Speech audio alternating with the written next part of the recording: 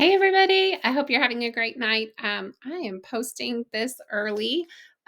Don't worry, don't think you're behind. I'm posting this just in case you want to work ahead since we're right here at the end.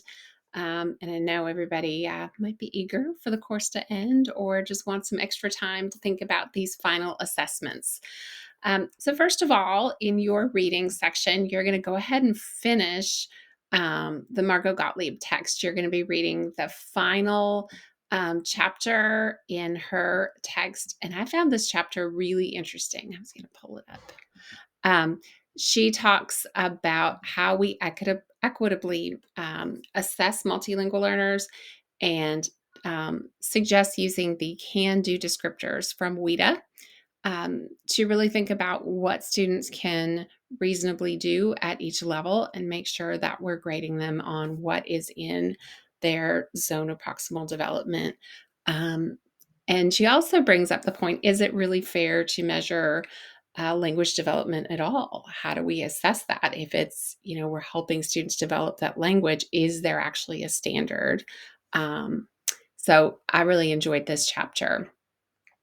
There's also a podcast from NPR.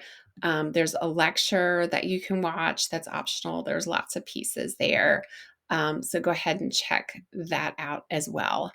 As far as the assignments, they're pretty predictable. At this point, you're going to do your journal entry 3 for your clinical hours. Talk about your third experience working with the student you've been tracking, that multilingual learner.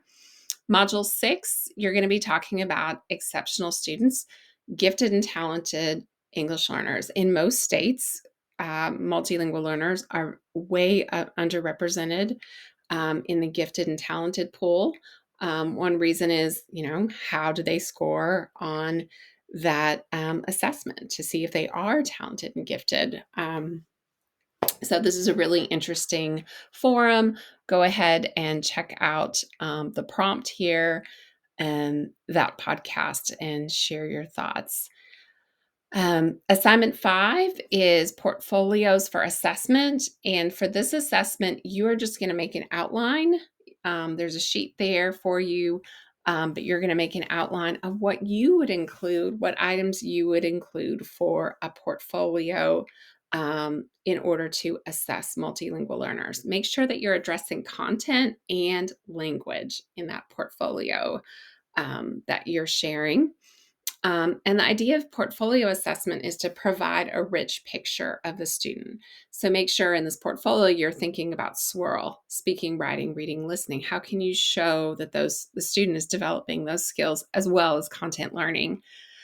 You'll revisit that final statement of philosophy. In the beginning of the class, you wrote a statement of philosophy about assessment and what that means for multilingual learners. Now, at the end of the course, you're going to revisit that. And, we hope to see how you've changed your thoughts on that. And then finally, this is very, very important, and you must do this in order to pass the course. You need to go to everyone's favorite place, task stream over here on the left, and you need to upload that clinical hours documentation. Make sure you have your cooperating teacher sign this. And on that form, you can log activities such as observing a student, working with the student, reflecting on that, analyzing student data. All of those things can add up to your hours on that form. You need to have 10 hours. They need to be signed by your ESL teacher in the building or whomever you're cooperating with, and you need to upload that. So there's a little bit extra this week, uploading those clinical hours, but the journal you've been doing, the forum you've been doing, the assignment, this isn't too bad, and then revisiting that final statement of philosophy.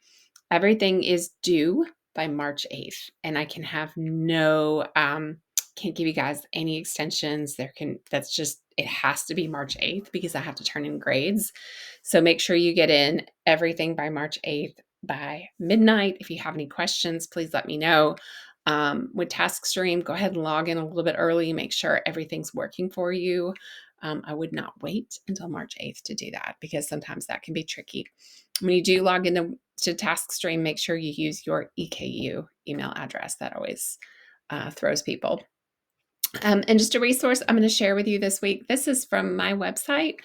Um, and this is a list of those candid descriptors that Margot Gottlieb talks about in the text. And they're just put into a really handy spreadsheet where you can just click on it and see.